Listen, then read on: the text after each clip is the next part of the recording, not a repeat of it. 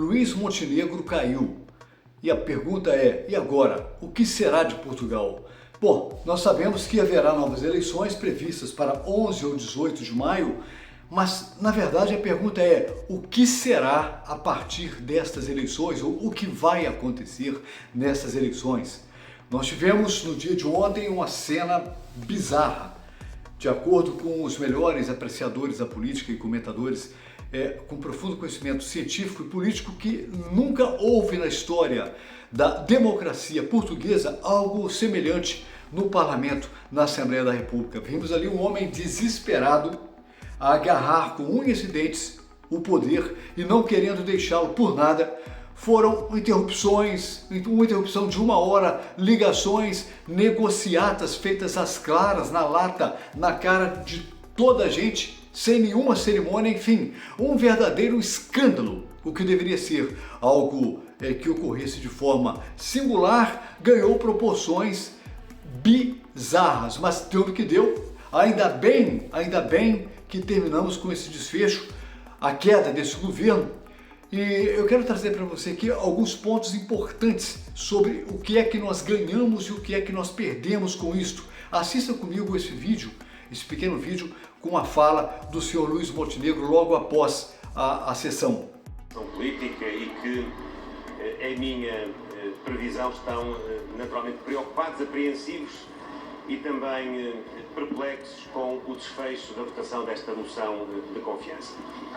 Nós tentámos tudo, mas mesmo tudo aquilo que estava ao nosso alcance. É nosso entendimento, e meu particular, que apesar de o país não perceber porque é que vamos ter eleições quando tem um governo que tem uma avaliação globalmente positiva por parte dos portugueses relativamente ao seu desempenho, no contexto de uma situação internacional muito complexa, incerta e exigente.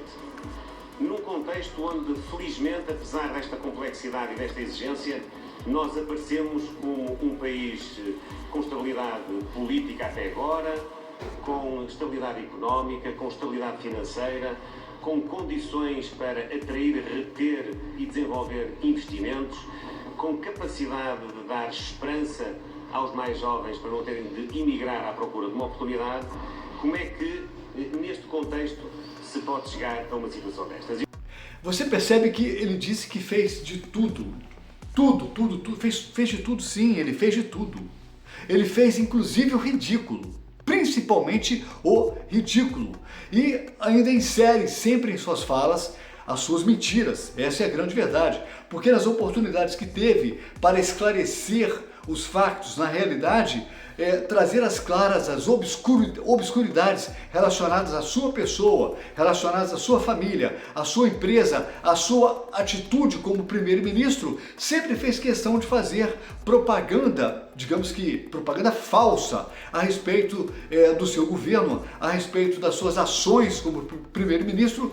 Ele não perdeu a oportunidade para, de certa forma, antecipadamente, fazer uma pré-campanha daquilo que ele sabia que era inevitável. Entretanto, uma campanha galgada em cima de coisas que não existem. Você vê que ele afirmou aí mais uma vez, nesse pequeno vídeo, que o país estava completamente estável. Guarda a palavra porque é diferente. O país estava em estabilidade total. Quando não, na verdade, o país estava instável. O país estava em crise. Como continua? Continua em crise, em instabilidade. Interessante que a própria comunicação social também confirma isso, que o país, nesse momento, entrou em instabilidade. O país não entrou em instabilidade nenhuma. O país está instável. O país está em crise. A crise não começa com a queda do senhor Montenegro. Pelo contrário, a queda dele é simplesmente um capítulo dessa crise que está instalada na política portuguesa. Mas deturpam tudo por conta de algo muito mais profundo, vamos dizer assim. Haja vista que nós estamos a falar de um globalista. Um globalista feroz, voraz, que não queria por nada perder o poder. Afinal de contas, ele é uma das peças desse tabuleiro maldito, né? Você confere comigo aqui, foto dele com essa senhora que é conhecida de todos nós e sabemos muito bem o que é que essa senhora faz. Eu vou refrescar a memória de vocês. Olha só, von der Leyen marca presença em arruada e comício da AD no Porto com Bulgária e Montenegro. A presidente da Comissão Europeia vai reunir-se no Palácio da Bolsa pelas 17h15 com o primeiro-ministro e líder do PSD, Luiz Montenegro, antes de entrar na campanha da AD numa arruada na rua de Santa Catarina pelas 18 horas. Ele tem uma ligação fortíssima com essa senhora, que eu não vou entrar aqui em comentários muito minuciosos, mas nós sabemos muito bem quem é essa pessoa e por que é que ele tem uma ligação tão estreita com essa pessoa. Na minha concepção, para mim, uma persona não grata, porque faz um mal tremendo para a sociedade. E essa amicíssima do senhor Luiz Montenegro é essa senhora que é a favor da digitalização e controle tecnológico para regulação de plataformas digitais, né? Por conta de uma tal expansão tecnológica, na verdade é o controle social, é um dos propósitos e uma das implementações das tantas, né, contra a liberdade, restrições e gestão de crises durante aquela que nós tivemos em 2020, né? Essa mulher foi uma das defensoras do passaporte sanitário, né? Fez campanhas massivas, né, daquela coisa, fez campanhas massivas, né? E restrições, proibindo as pessoas de ir e vir, impedindo o deslocamento das pessoas dentro até mesmo da União Europeia. Essa é a amicíssima desse homem que acabou de tombar ontem. Essa mesma senhora também é uma grande apoiadora da Ucrânia, sim senhor. Ela é uma das principais incentivadoras dos patrocínios para fazer a manutenção dessa porcaria. Inclusive o senhor Luiz Montenegro, temos que trazer isso aqui às claras, esse senhor comprometeu-se recentemente em dar 300 milhões de euros de apoio militar à Ucrânia. É o amiguinho da dona Úrsula, prometeu 300 milhões de euros, com o país em crise e ele com suas mentiras, a dizer que está tudo bem, que a saúde está excelente, que a educação está ótima, que a segurança está espetacular, que os jovens não precisam mais sair do país. O país numa baderna total e ele a desembolsar 300 milhões de euros dos pagadores de impostos para direcionar lá para uma coisa que não tem nada a ver com Portugal. Aí talvez alguém diga, mas isso faz parte do pacto da União Europeia. Olha, eu sempre digo que a soberania de um país é a soberania de um país. Nenhum país é obrigado a fazer parte de nenhum projeto que coloque em detrimento os seus interesses internos e coloque em detrimento a situação de segurança, de bem-estar e de tudo mais que tem direito dos seus cidadãos. Mas esse homem faz parte. E ainda sobre essa senhora, a maioria de nós sabemos, é alinhadíssima com o Fórum Econômico Mundial, sim, alinhadíssima, e todos nós também sabemos do que é que trata esse Fórum Econômico Mundial, né? Quem é essa outra pessoa chamada Klaus Schwab, quais são os interesses, e eles estão todos no mesmo pacote, e dentre as pautas que essa gente defende, está a política migratória e o multiculturalismo. Eu sempre falo aqui sobre isso. Eles defendem com unhas e dentes a política migratória e o multiculturalismo, que nada mais é do que a derrubada de muros, do que o alargamento de portas e a derrubada também de identidades sociais e identidades nacionais. Esse é o projeto dessa gente. Então eu pergunto para você, o globalismo, tem que falar assim, né? Eu não sei nem se esse vídeo vai ser... Bom, perdeu em Portugal? Será que já perdeu? Ou será que nós temos ainda pela frente alguma coisa que continue a fazer com que essa coisa ande? Bom, na minha concepção, estará nas mãos dos portugueses. Mais uma vez eu falo, os portugueses terão a possibilidade de determinar se essa agenda nefasta que tem acabado com esse país, que tem destruído esse país, né? Contrariamente ao que o senhor primeiro-ministro até ontem, né? até ontem, diz com um tanto de mentiras que está tudo ótimo, que está tudo bem, quando está tudo mal. Mas nós sabemos que a raiz desses problemas todos tiveram, digamos que, um fortalecimento muito forte nas mãos de um outro homem, que também está lá, junto com eles lá na cúpula. Hoje faz parte da presidência, é o presidente do Conselho Europeu, que é o senhor Antônio Costa, que é um dos principais implementadores do globalismo em Portugal. Esse senhor Antônio Costa é, na minha concepção, o principal responsável por essa baderna que nós temos hoje aí, essa bandalheira que temos aí hoje em cima da tal imigração descontrolada, que o senhor Luiz Montenegro disse que acabou com a curriola, que acabou com a bagunça. Acabou como? Está cada dia pior. Mas começou com o senhor Antônio Costa. Sim, ele sim começou com essa política de receber refugiados, né? Promover políticas de acolhimento, incentivos, né? Para a chegada de estrangeiros, acabou com o CEF, criou a AIMA, facilitou as coisas para que Portugal fosse literalmente invadido. Começou com o senhor Antônio Costa. Esse senhor também que tem uma ligação estreitíssima com o Fórum Econômico Mundial, esse nefasto Fórum Econômico Mundial, esse senhor também que é a favor do controle das pessoas através da digitalização e identidade digital, coisa esta que teve um experimento muito forte por ocasião também da crise de 2020, e o senhor Antônio Costa seguiu fielmente as recomendações, né? Aquele rigor todo que foi imposto à população, ele foi o grande implementador, nós não podemos esquecer disso. E por que eu estou a falar de Antônio Costa aqui num assunto que envolve a queda do senhor Luiz Montenegro? Porque nós vamos ter eleições, sim, e os candidatos serão os candidatos que vão representar essas pessoas. Bom, o senhor Montenegro já declara-se candidato. Eu não sei de que jeito, como é que pode uma coisa dessa, eu não sei, mas já está a fazer pré-campanha. E nós temos do outro lado o seu Pedro Nuno Santos, que é o fiel escudeiro do seu Antônio Costa. E é por isso que eu perguntei, o globalismo perdeu em Portugal? Porque nós teremos aí dois expoentes do globalismo. Eu espero que não, mas até esse momento, sim, o senhor Montenegro vai concorrer novamente na cara dura, na lata, e do outro lado, o senhor Pedro Nuno Santos, fiel escudeiro do seu Antônio Costa, para continuar a implementar a agenda globalista em Portugal. E aí, meu irmão, qual a opção que nós temos? Eu pergunto a você que gosta de Portugal, você que defende esse país, você que realmente quer o bem desse país. Antes da gente concluir, assista comigo aqui a fala do deputado André Ventura sobre o episódio de ontem. Não, eu acho que a questão que hoje ficou visível a todos não é tanto uma questão de tática ou de cedência.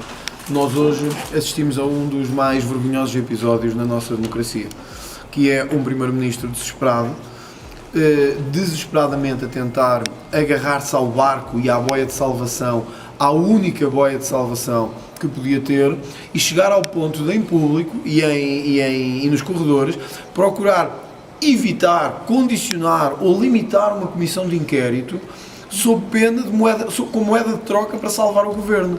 Portanto, isto nunca aconteceu em democracia. Um governo dizer, bom, façam lá aqui um jeito a ver se nos dão a mão, em troca façam-nos ou uma comissão de inquérito em 15 dias, isto é só ridículo.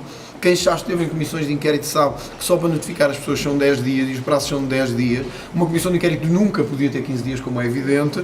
E esta última proposta que eu vi na imprensa, de fazer uma comissão de inquérito em 60 dias, era só com um objetivo, era branquear e proteger o Primeiro-Ministro. Eu já disse isto uma vez, assumo as palavras e levá-las aí até ao fim. José Sócrates não era pior. O que aconteceu hoje no Parlamento era uma manobra que José Sócrates acharia graça, acharia bem e que certamente faria. Mas teve uma vantagem. A vantagem é que ficou aos olhos do país todo que Montenegro tem alguma coisa a esconder. Ficou aos olhos do país todo que o Governo e o Primeiro-Ministro estão a ser protegidos ou querem ser protegidos. Mas as negociações e as resistências em política existem. As negociações existem, não existem é tentativas de limitar as investigações. Isso não é coisa que existe. Se fosse outro partido qualquer a propor isto, teríamos o Carmo e a Trindade. Nós assistimos a um Governo dizer publicamente assim, se não me investigarem ou se limitarem a minha investigação a 15 dias, eu retiro o pedido de confiança que fiz. Então onde é que estava a necessidade de clarificação que tinham falado? Onde é que estava a necessidade que o Sr. Primeiro-Ministro referiu que só governaria com o apoio e com a maioria do Parlamento? Tudo isso morreu hoje. É que nós até há uns dias tínhamos dúvidas. Hoje temos a certeza. Temos a certeza que Montenegro tentou salvar a pele com um acordo com o Partido Socialista à última hora, porque connosco nem valia a pena falar, sabiam isso desde o início, não em relação à questão de fundo, mas em relação a isto. No dia em que eu aceitasse que alguém fosse protegido pelo sistema, ou que fosse branqueado, ou que uma comissão de inquérito fosse limitada para lhe salvar a pele política, então eu seria um político igual aos outros e o Chega seria um partido igual aos outros. Por isso o que aconteceu hoje foi muito grave. Isto só reforçou a nossa convicção de que é preciso mesmo avançar com uma comissão de inquérito, de que é preciso mesmo avançar com uma investigação. E eu deixo aqui a garantia que se o PS não o fizer por medo, por mudança de líder, ou o que quer que seja, que o Chega avançará com esta comissão de inquérito. Porque o que assistimos hoje não foi uma queda normal de um governo. O que assistimos hoje foi um governo cair com estrondo, porque o seu Primeiro-Ministro se recusa a dar explicações evidentes e básicas e exigíveis em democracia e ainda tenta salvar-se com uma deturpação nunca vista, eu não me lembro nunca disto ter sido visto no Parlamento, à vista de todos e já sem vergonha nenhuma na cara. Isso é muito grave e eu acho que ninguém podia ceder nisto. Cedeu a Iniciativa Liberal, que enfim, também já tinha anunciado, para sermos honestos, que ia votar a favor. Avançar com uma comissão de inquérito, também era mesmo preciso irmos a eleições? Não, mas isso dependeu do Governo. Nós só podemos ter um Primeiro-Ministro em funções que aceite ser Primeiro-Ministro, Primeiro-Ministro a tempo inteiro, não pode ser Primeiro-Ministro e estar a receber ao mesmo tempo, seja ele de empresas, do que é que seja, não pode, é o que diz a lei, não é um regime igual aos outros, nem sequer a outros titulares de cargos políticos, o Primeiro-Ministro não pode, foi o que aconteceu. 2, o Primeiro-Ministro tem que dar explicações do seu património, recusa-se a fazê-lo de forma clara, quando todos os dias saem notícias perturbadoras sobre a sua conduta e sobre o seu património. E queria o quê? Que o Parlamento lhe dissesse: ó, Sr. Primeiro-Ministro, está tudo bem, faça o que entender. Não, isso é próprio das ditaduras, isso é próprio dos regimes absolutos. Nós não vivemos nem numa ditadura nem num regime absoluto, fazemos o que os deputados devem fazer. Ó, Sr. Primeiro-Ministro, explique lá, por favor. Pediram-se explicações uma vez, 2, 3, 4, explicações nunca vieram e só quando nós obrigámos a uma moção de censura é que o Governo veio ao Parlamento prestar explicações. Portanto, ninguém provocou a queda do Governo. O Governo hoje demitiu-se. A única diferença foi uma questão formal entre Luís Montenegro se demitir ou vir ao Parlamento pedir a sua demissão. Luís Montenegro sabia, e depois do que disse hoje mais ainda, que o Chega nunca em circunstância alguma, neste contexto, poderia dizer ao Sr. Primeiro-Ministro: tudo bem, nós concordamos, nós vamos deixá-lo protegido e o Sr. Primeiro-Ministro poderá fazer o seu caminho. Isso não se chama dar estabilidade. Isso chama-se branquear condutas ilegais e nós não podemos fazer isso. A Comissão de Inquérito avança independentemente do resultado eleitoral, ou seja, mesmo que Luís Montenegro saia. Eu não vejo qual é a ligação entre um resultado de uma eleição e uma comissão de inquérito. Era o mesmo que dizer: o Chega usou o seu direito legislativo para o caso das gêmeas, para investigar o caso. O mesmo que dizer: se todos a saísse, nós já não faríamos a comissão das gêmeas, faríamos a mesma. É o primeiro requerimento que apresenta no próximo Parlamento? Não sei, vamos ver. Eu acho que primeiro temos que esperar por esse novo Parlamento. Acho que esta era uma situação inevitável, isso é evidente. Eu já disse isto, vou repetir: nós já tivemos um Sócrates, nós não precisamos de outro. E muito menos precisamos de outro que seja Primeiro-Ministro em funções. Desculpem dizer assim, mas eu hoje saí do Parlamento com uma convicção ainda maior do que aquela que já tinha, que é mesmo preciso derrubar este governo e é mesmo preciso um novo governo. E a atitude de Luís Montenegro só me deu mais convicção para isso. Quer dizer, o Primeiro-Ministro tenta à última hora, fazer um acordo de bastidores para se salvar. Desculpem lá, eu acho que só vos devia levar a perguntar o que é que está a esconder. Eu acho que agora é o momento de todos, a Justiça, a imprensa, o país, perguntar-se o que é que o Primeiro-Ministro tem a esconder. E é exatamente isso aí, né? Só para não perder o fio da fala do deputado André Ventura, esse homem deverá sim ser escrutinado ao máximo, porque afinal de contas ele tem algo a esconder, claro que tem, está muito claro isso. Ele tem algo a esconder e este algo ou estes algos deverão vir à tona, sim, afinal de contas, se nós pretendemos passar este país a limpo, precisa sim uma comissão parlamentar de inquérito entrar em ação, escrutinar ao máximo tudo que esse homem fez para que não se repita mais essas misérias, essas mazelas em Portugal. Mas voltando à questão, a escolha será feita. Estará diante de nós, mais uma vez, a oportunidade. Eu tenho dito aqui, nós vamos ver sim, se realmente a maioria dos portugueses querem Portugal de volta ou querem que continue como está. Nós teremos aí os globalistas TAS. E teremos este homem que acabou de falar, que representa a família portuguesa, que representa o conservadorismo, que representa o nacionalismo, que representa o patriotismo, que é a única opção para salvarmos esse país da destruição total. Não existe outra hipótese em Portugal. Não há outra hipótese. Se queremos salvar esse país, se queremos salvar essa pátria das garras daqueles que querem destruir essa nação, essa alternativa chama-se Partido Chega, nomeadamente Dr. André Ventura. Guarda isso. A escolha está nas suas mãos, ou nos seus dedos, como tenho dito.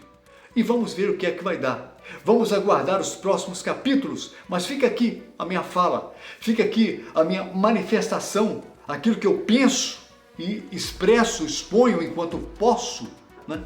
Enquanto posso, porque o propósito do globalismo é calar a todos nós. Esse é o grande projeto deles e a coisa vem devagar, devagar, devagar, mas temos capacidade para interromper esse ciclo. Temos capacidade para interromper, pelo menos a título de Portugal, nós temos capacidade para dar um basta nisso. Ou melhor, para dar um chega. Eu peço a você que dê um like nesse vídeo, se gostou, é claro, que compartilha com amigos, com inimigos, com os prós, com os contras, por gentileza. Subscreva o canal, exatamente. Eu sou o Lael Santos e espero vê-lo num próximo vídeo. Um abraço grande e até a próxima oportunidade.